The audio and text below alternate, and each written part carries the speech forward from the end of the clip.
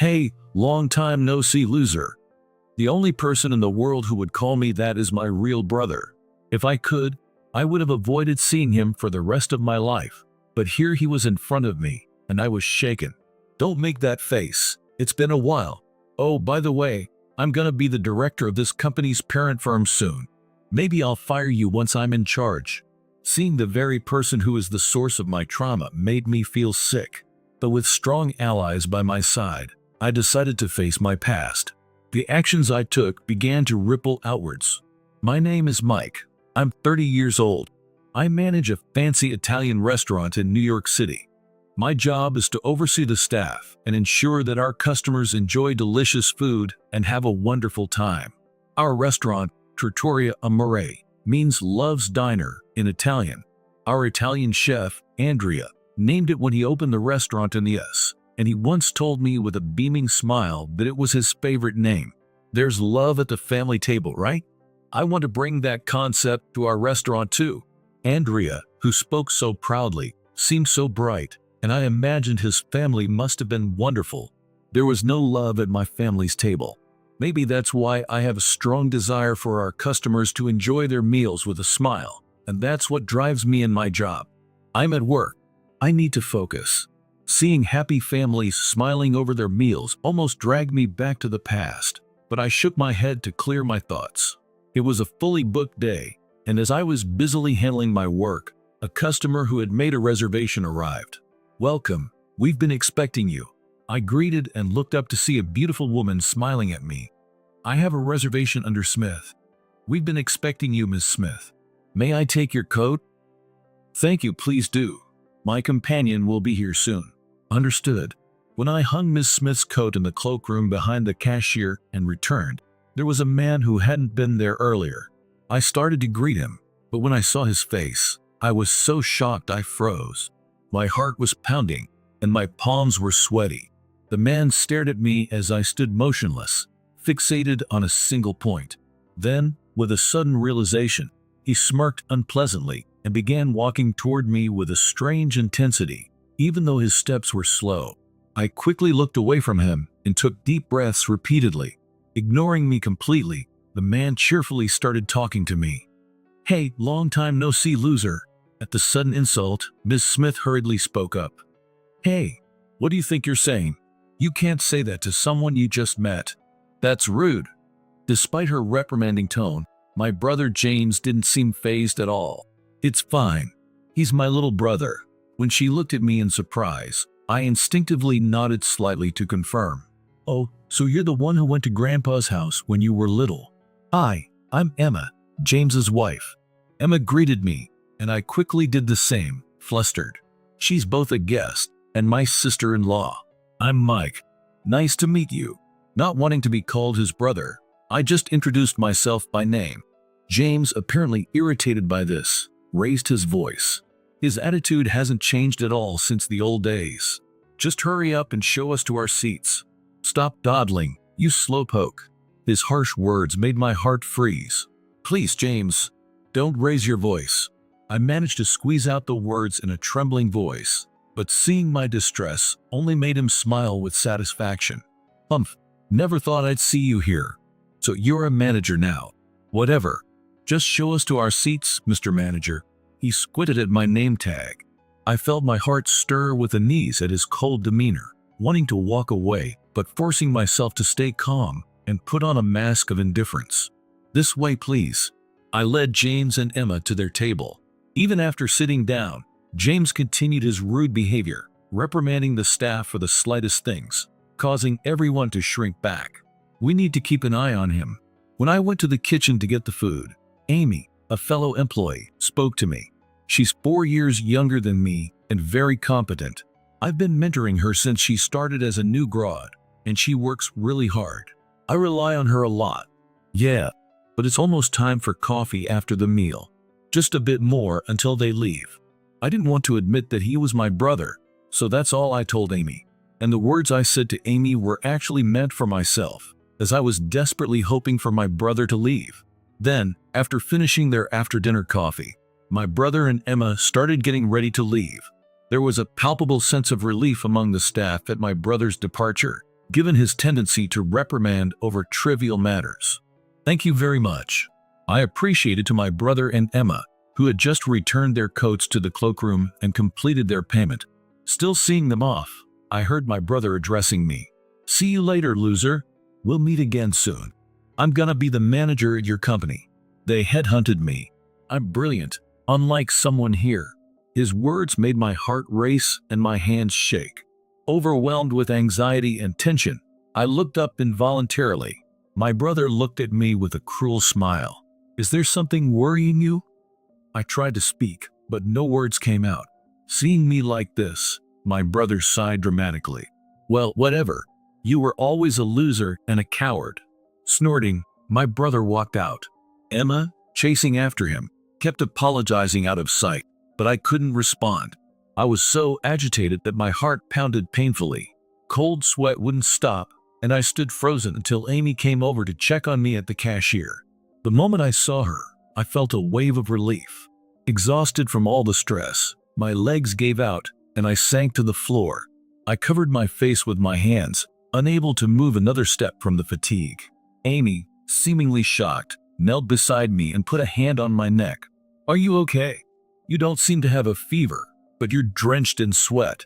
Embarrassed, I quickly pulled a handkerchief from my pocket to wipe my sweat. Sorry, Amy. That must have been gross, the sweat. Thanks for worrying. Go wash your hands. At my words, Amy frowned angrily. What are you talking about?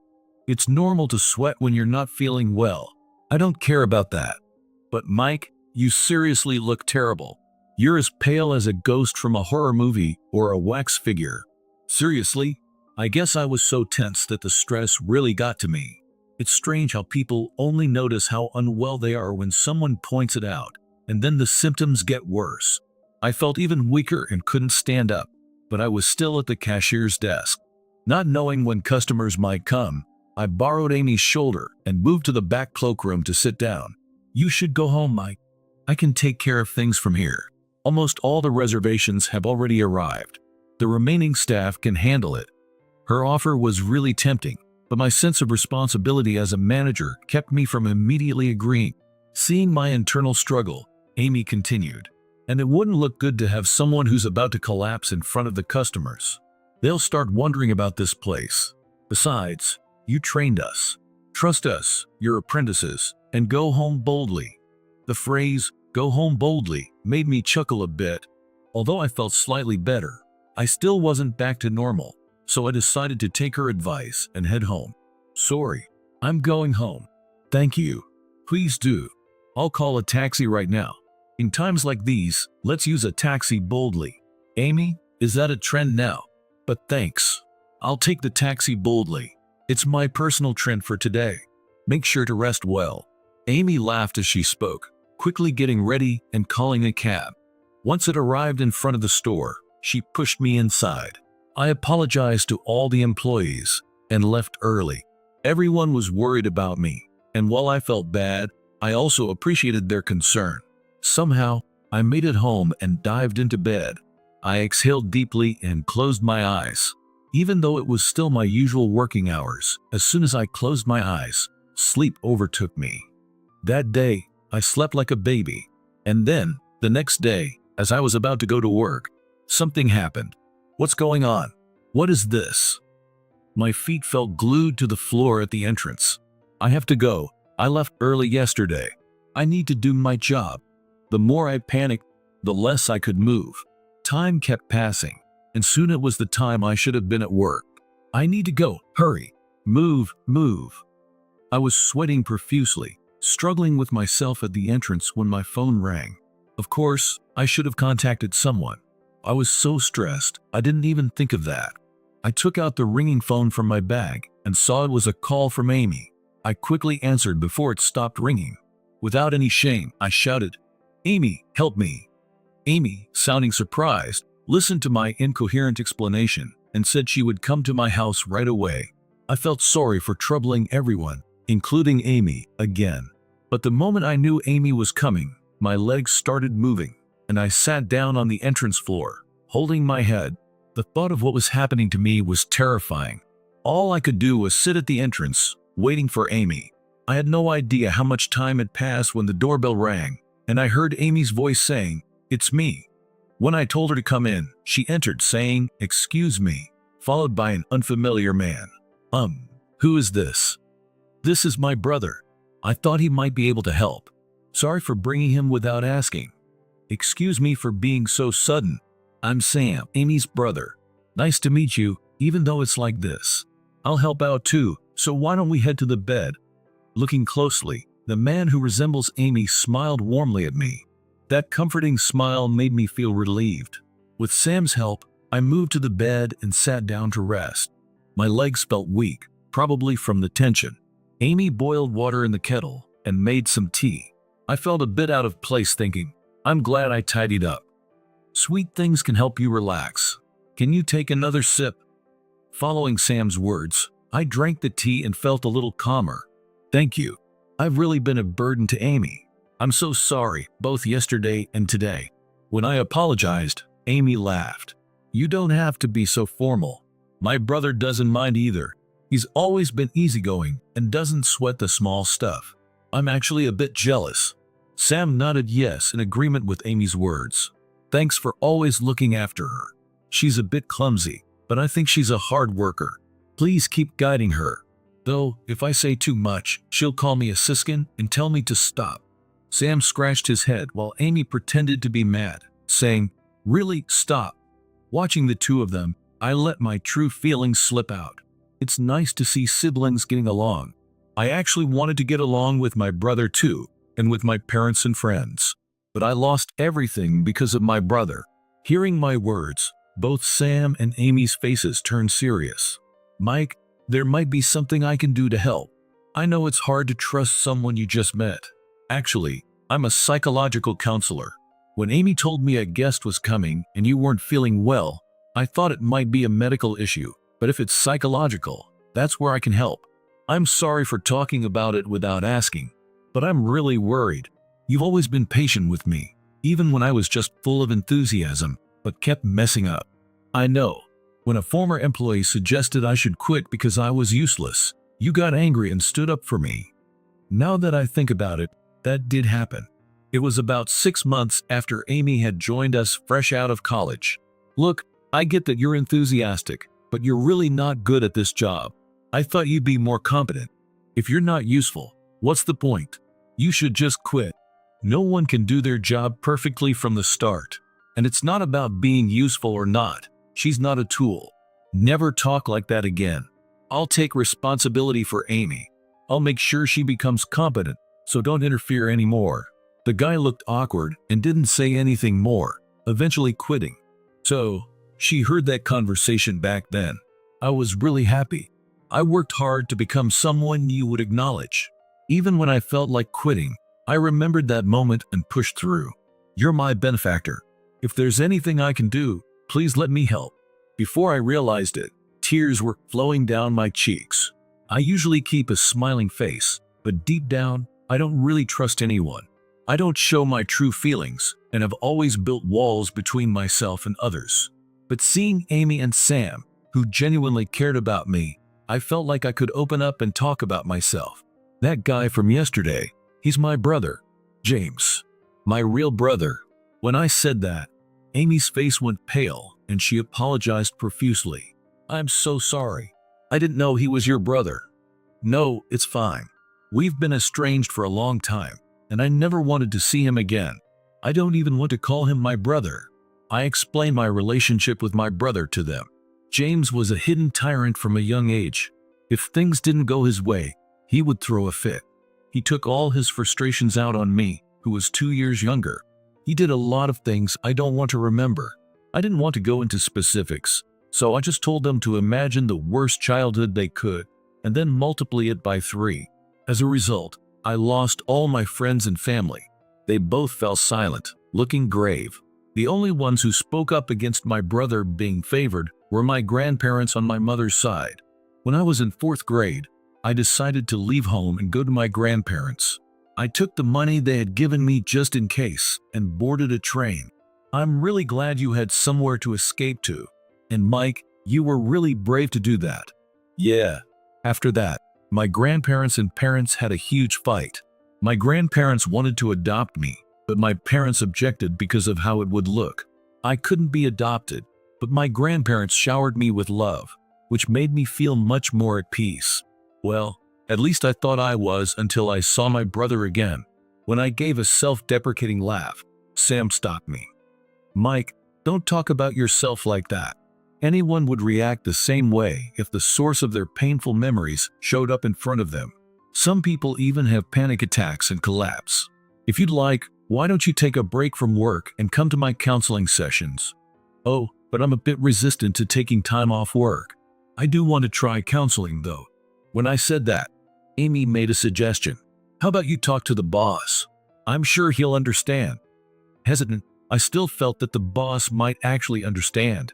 I work at Trattoria Amore, which is part of the Johnson Group. The boss, Mr. Johnson, built the Johnson Group from scratch. He's extremely strict about work, but he gives proper praise and is kind to people. I've met him many times, and whenever he sees me, he calls out to me warmly, "Mike, hey, how are you? Is everything okay?"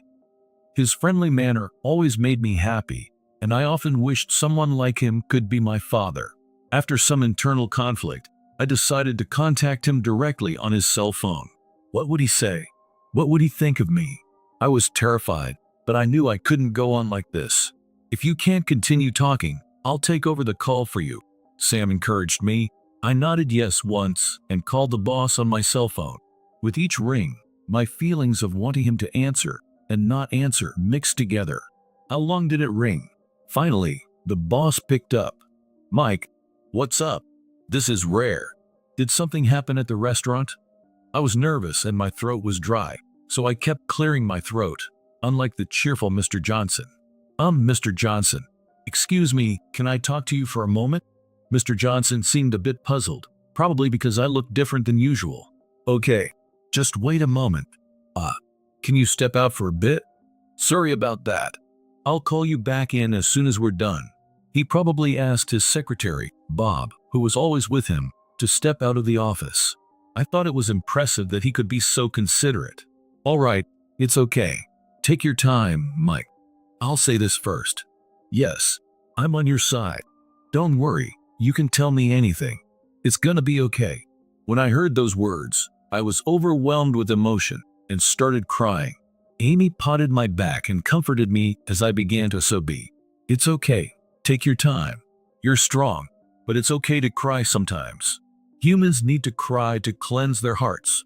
I cried so hard that I didn't even know why I was crying anymore. "I need to stop. I need to stop." I kept crying, even though I felt bad for taking up Mr. Johnson's time. By the time my head started to hurt from crying so much, I finally calmed down and told Mr. Johnson about my brother, about everything that had happened, and about my current state. I must have been hard to understand with all my stammering. Mr. Johnson patiently listened and then said, "I understand. Mike, you've done well up to now. You've been great. Now it's time for you to rest. You've been working hard all this time, so take a break. You don't need to worry about anything." Tears welled up again, and I couldn't stop them. It felt like I was going to run out of body fluids just from today.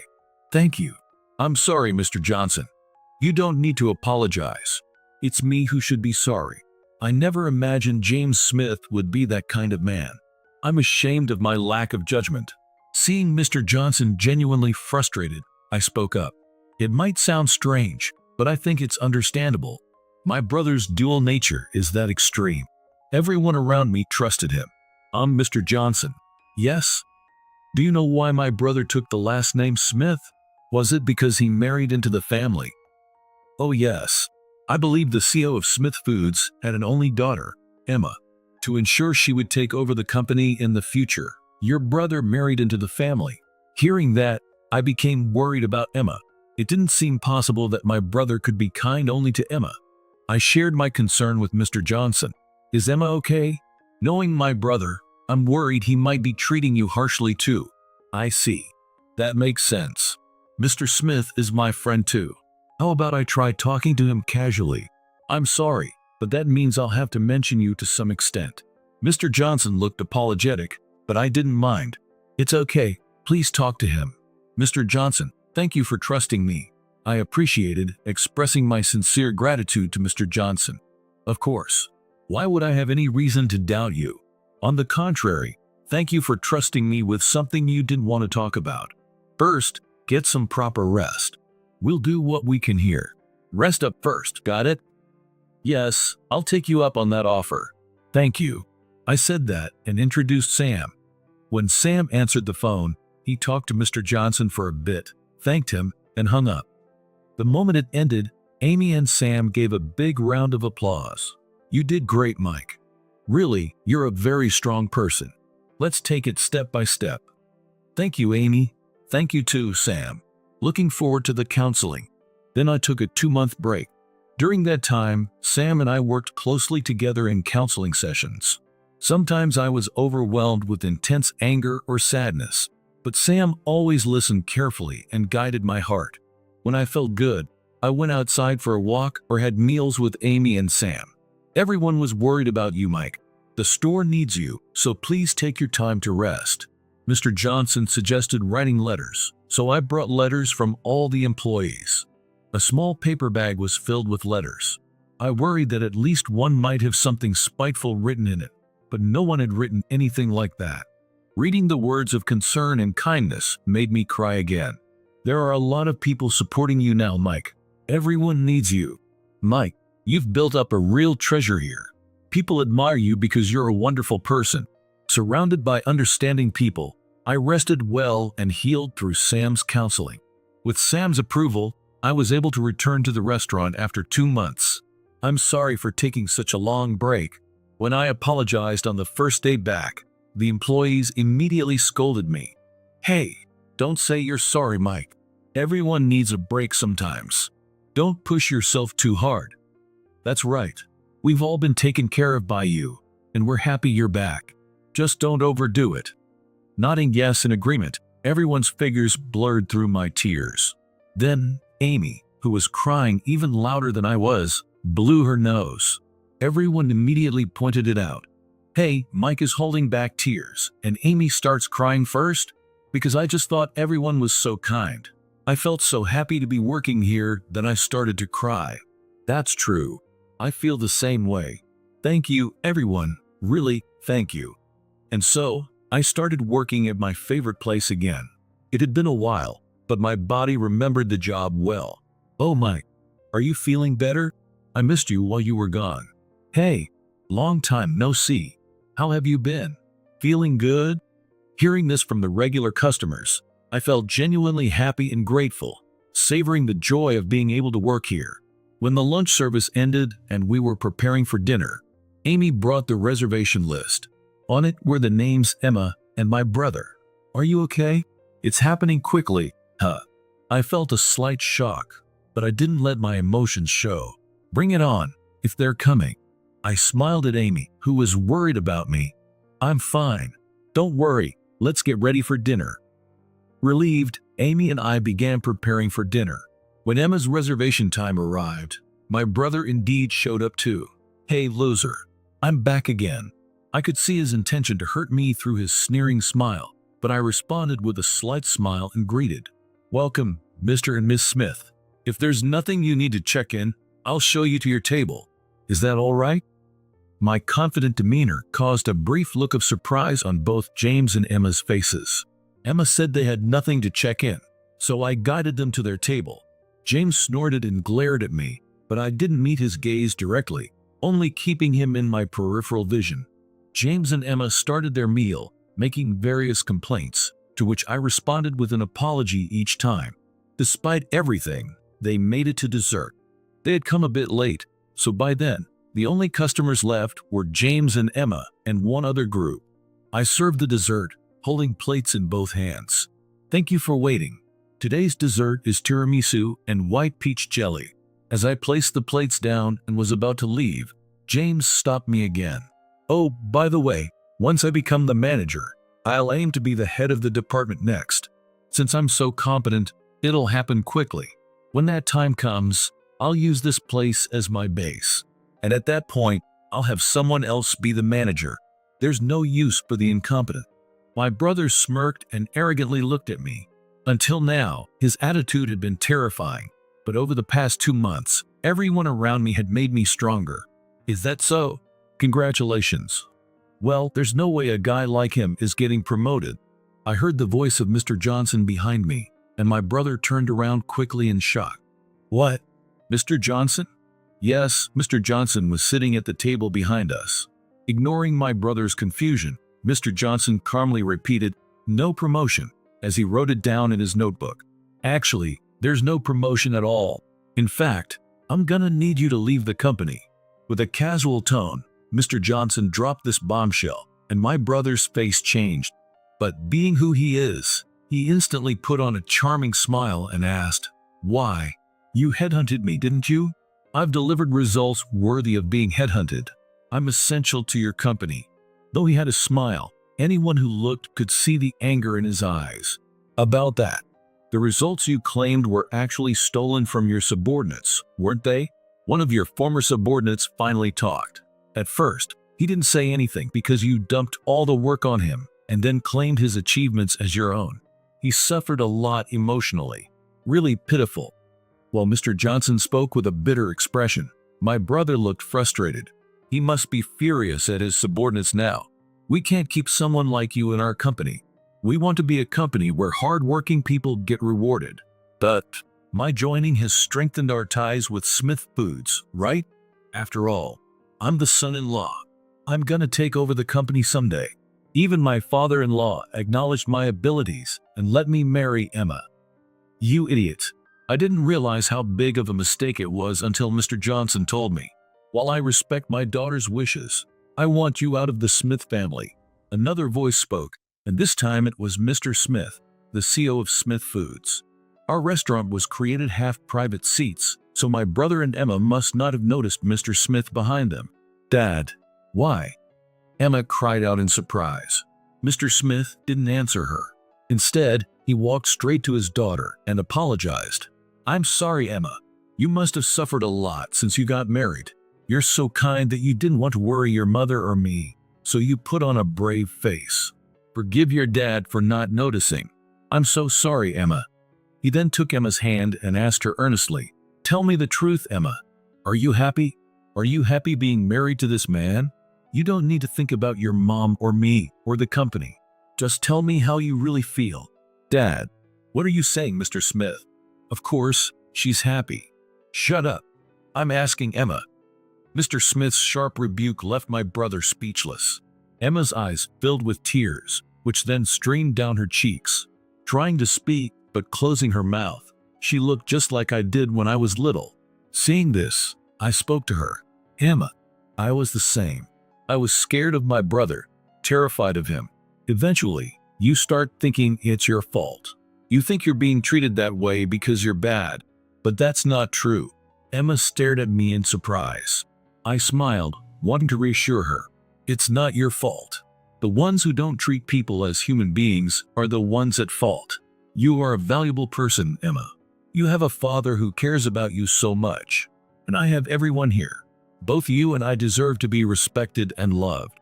Be brave, Emma. Everyone will help you. Hey, what are you saying? Stop talking nonsense.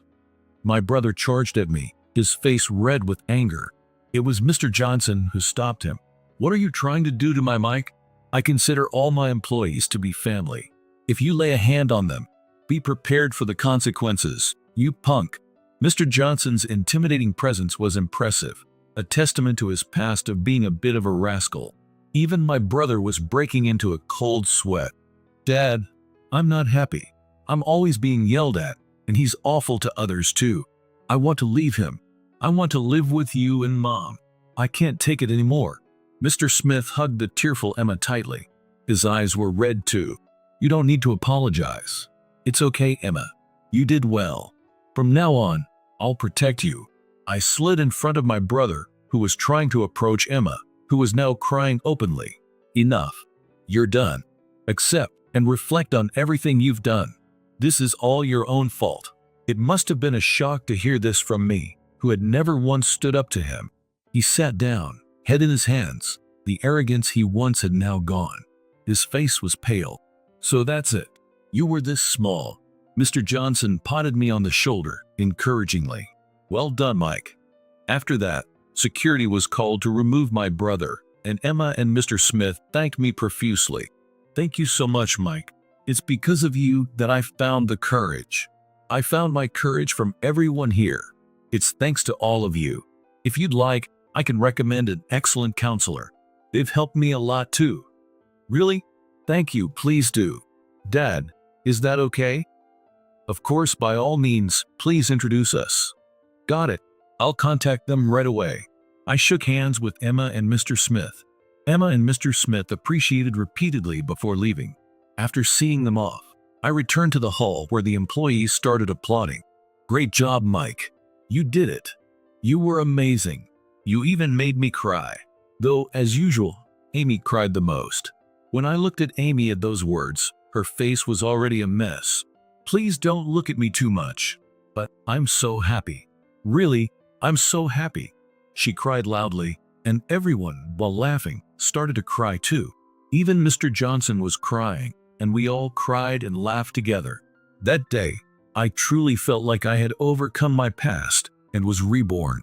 I will never forget how I felt at that moment. Afterwards, Emma successfully divorced my brother and returned to her parents' home. With the support of Sam and her parents, she will definitely be able to move forward again.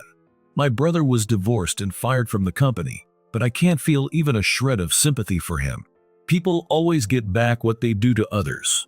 I will continue to live without forgetting to respect others, for the sake of those who care about me and love me from the bottom of their hearts.